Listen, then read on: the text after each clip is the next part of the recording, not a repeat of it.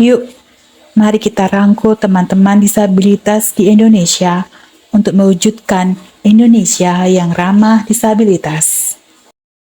Mengingat bahwa kami, penyandang disabilitas juga berhak untuk memperoleh keadilan, pelindungan hukum, kehidupan yang layak, dan kemudahan dalam memperoleh aksesibilitas, mencakup pendidikan, kesehatan, dan pekerjaan, kami tentunya butuh untuk bersosialisasi dengan orang lain. Namun ada beberapa etika yang perlu dipahami saat berinteraksi dengan kami penyandang disabilitas.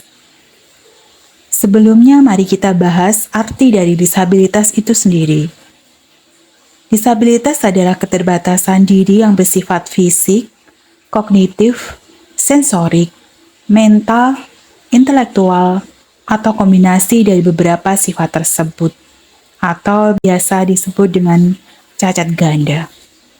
Secara luas, disabilitas dibedakan menjadi dua jenis, yaitu disabilitas fisik dan disabilitas mental. Adapun disabilitas fisik meliputi tunanetra, tunarungu, tunawicara, tunadaksa, dan tunalaras.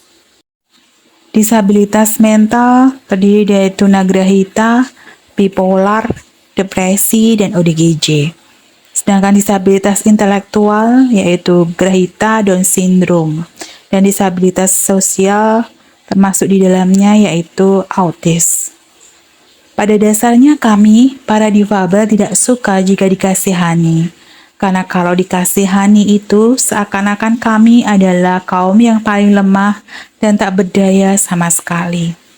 Padahal kami ini tepatnya bukan difabel, tapi different able, yang berarti kami mampu kok melakukan seperti orang normal pada umumnya, hanya saja cara kami memang berbeda, diakibatkan karena keterbatasan yang kami miliki. Beruntunglah pemerintah sangat memperhatikan hak kami penyandang disabilitas. Dapat kita lihat dari banyak aksesibilitas yang memudahkan para difabel beraktivitas menggunakan fasilitas umum, seperti jalur trotoar khusus untuk penyandang netra dan bidang landai untuk pengguna kursi roda sebagai ganti tangga. Tak sedikit pula kantor pemerintah yang mempekerjakan dan mengangkat kaum difabel menjadi PNS. Dengan hadirnya para penyandang disabilitas ke dalam sekolah umum dan dunia kerja, dapat mempermudah berinteraksi baik untuk orang normal dan kami para difabel. Akan tetapi, perlu kalian ingat bahwa tidak semua penyandang disabilitas dapat diberlakukan dengan cara yang sama. Oleh karena itu, pelajari etika berinteraksi sesuai dengan jenis disabilitas mereka masing-masing. Pertama, untuk penyandang disabilitas sensorik atau netra. Mereka ini akan mengutamakan kepekaan indera pendengaran, peraba, dan penciuman.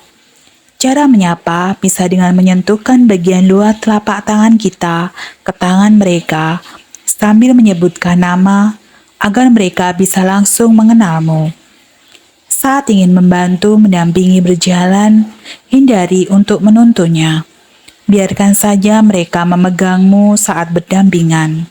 Asal langkahmu tidak terlalu cepat, mereka akan cukup terbantu.